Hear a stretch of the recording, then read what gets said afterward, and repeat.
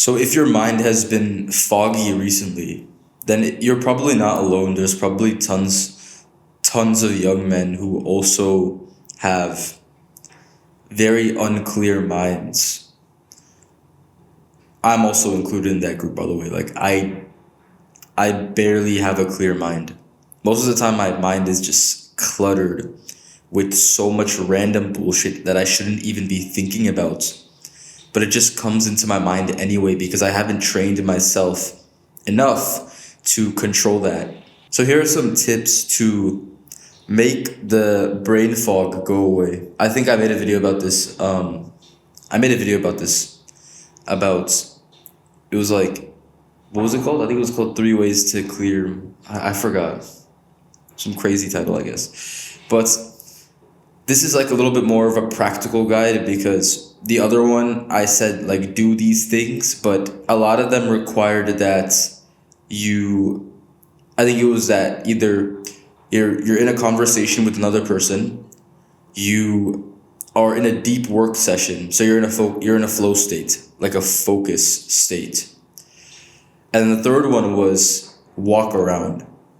Those were the three tips I gave last time. I think it still works, but all those three still work, but there's definitely new things that I've also discovered that help you. And these are a bit more extreme than the last ones. So hopefully if you're looking for some more extreme examples on how to combat this, then I got you. So the first one is to limit the amount of music that you listen to. This is the hardest one for me, I'd say. I think this is like one of the definitely like has been very difficult for me to do because I was the kind of person that would listen to music for a lot of my activities. I used to walk outside with headphones on and just listen to music while I would walk to class or something. I would do that a lot. In high school, I never did that because I was always talking with some friend or something. But I think once you get to college, you're basically walking alone to class a lot of the time. So you get intrigued to put your AirPods in and just walk to class with music playing in your ears, hoping that you can be like have some main character energy when you walk into class. Absolutely, I don't really blame you for this because I used to do it as well. I don't do it anymore because I realized that as I was listening to so much music, I was having so much more difficulty clearing up my mind. And I think it's because I would always have music playing in my head. If you have this problem as well, then you might understand. Imagine you're taking a test, like an exam, and all of a sudden some song that you've listened to before starts playing in your mind and you can't get rid of it. That's what would happen to me a lot of the time. Even as I was just getting up, I literally woke up today, a song was playing in my head, like basically immediately. And you can be a pussy and say like, well, that doesn't happen to me. I want you to really think about it. Because maybe the chances that a song plays in your head while you're not listening to music is low because you're already listening to music throughout most of the day. I see so many students walking around with just AirPods in their ears and just listening to music. They don't even want to talk to each other. In the dining hall, I just see people on their phones with their AirPods in. I understand that this is like something that is so normal in our society, something that's so like accepted, so something that's so amazing. Like, oh, well, you just put like the music, it's okay, just fry your brain a little bit. A lot of people say it's relaxing. People who say they can't study without music. The stupidest thing I've heard, probably. Because you're supposed to have a clear mind when you're doing a work task. For example, right now I have a clear mind while I'm speaking to you. For most of the part I have a clear mind. But it's still very difficult to control it. And if you bombard your brain with music 24/7, then it's going to be even harder to clear it up. So for the past few days, I haven't listened to much music, although I did limit it, but I haven't completely cut it off yet. When I was working out, I'd still listen to music. Actually, no, yesterday I did not listen to music while I worked out. So that was a different experience. I sometimes I do that if I'm working out with friends that I don't put AirPods in my ears. There would be some retards like my friends like they'll just put like fucking AirPods in their ears while working out with other people. It's like why? Well, you need like the fucking push. I mean, I get it, but I also find that when I work out with music, I always lose rep count. Maybe because like my mind is focused on the music and the motivation pushing it that I forget about my rep count. And I have to kind of ballpark it every time. But whenever I don't listen to music and I work out, I automatically know the number of reps because I was completely focused on that. So I would say that limiting or cutting out music is probably one of the best practices you can do for clearing your mind if that's something that you're currently doing. Because it's actually amazing like how clear your mind gets when you just don't listen to music for a good amount of time. At some point, your head hurts, doesn't it? Your ears kind of start hurting. But you still listen to it because you're like, it's not a big deal. It's probably not because of the music. It's probably some other reason. No, it's literally because of the music. You've been playing it in your ears for over an hour. That's too much time. Too much. Absolutely. It's too much. If I look outside, I could definitely see at least one student. Yeah, I could see students having AirPods, and it's just like, why just listen to the nature? Honestly, I wish I didn't listen to music as much because I wouldn't have songs playing in my head at the most inconvenient times, and I'd rather just be able to listen to like how I am right now because my mind is completely clear. So the next thing you can do is a practice that I found out yesterday. It's not really anything special.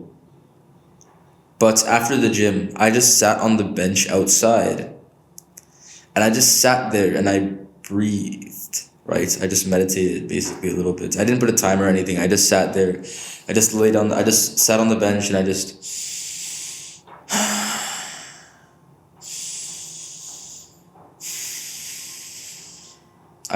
breathed in and out on the bench. It was a little bit cold, but I had a hoodie on, so it wasn't a big deal. And instantly, after I was done with about doing that for, I think, maybe 4 minutes, I got up off the bench and I could hear everything very, very vividly. I don't know if you've had this experience before, but when your mind is completely, it's never going to be completely blank, but when it's like as blank as it's ever been, then it just feels so refreshing. I got up and I just heard everything. People talking near me, the wind, the trees, the footsteps of people. I could just notice everything because most of us are not listening to that. Like we can't even hear it because of the thoughts in our own minds are just so overpowering, or the music playing in our ears is so loud. So this is a practice that I think you should get into. I think I'm going to do this today as well. When I get my morning sunlight, I'm just going to go outside and just sit on a bench and just breathe. I think that's like a really great practice. Like sit on the bench and just meditate. It doesn't have to be timed or anything. Don't stress yourself out with the timers. Just sit there and just breathe in and out. And eventually I think your mind will actually feel very clear when you're up. And you'll be able to focus on like the direction you're going towards. I think the third habit that's a good thing to get into is honestly wake up at the same time every day. I feel that when I don't wake up at the same time every day, but it's to conserve sleep because there are nights where I'll sleep a little bit or a lot later than I intended to. And because of that, I will sleep more into the next day. Often, this will not be good for me. I should definitely be sleeping at the same time every day. It's my own discipline problem, but I feel that even if I am late, I feel like I should wake up the same time every day. I think it's a good habit to get into, to wake up at the same time every day. Even if you get like 7 hours of sleep, 6. I feel like if you wait, let's say you wanted to go to bed at 10 but you went at 12 because you were planning to get up at 6:30, but you were like, okay, I went at 12 so I'll get up at 8:30. If you were to get up at 6:30 after sleeping at 12, you might actually do a little bit better. It might be about your circadian rhythm, because your circadian rhythm is requiring that you go to sleep and wake up at the same time. If you go to sleep and wake up at different times, it's pretty bad. But if you go to sleep at a different time but wake up at the same time, I think it might be like 50% better, right? I don't know if this is like an actual truth. It's probably wrong. But if I wake up at 8:30, I just feel like a bitch.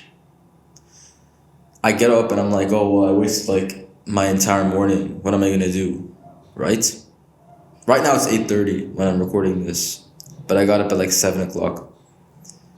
So I think that it's good to wake up at the same time every day, no matter what, even if you're like late. And eventually, if you feel like tired as shit throughout the day, then you know that you have to discipline yourself to sleep earlier.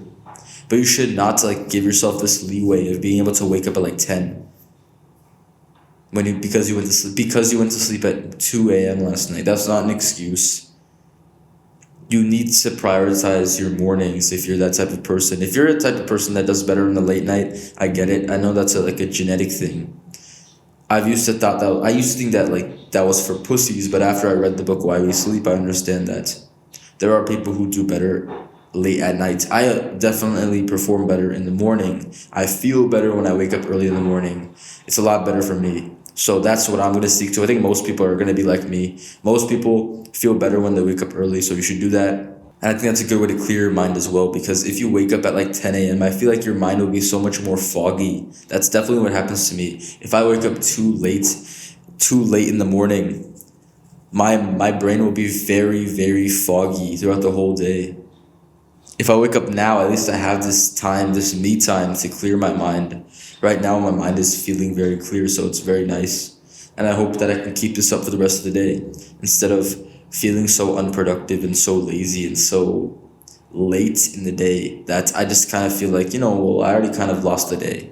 Not true. Of course, if you wake up at 12 p.m. by accident, that doesn't mean you wasted the day. You have to seize every day no matter when you wake up.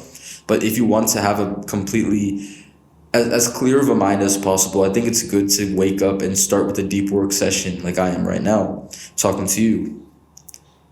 I think these are the three more of the habits that you can use to clear your mind. I think it's going to be very beneficial for you.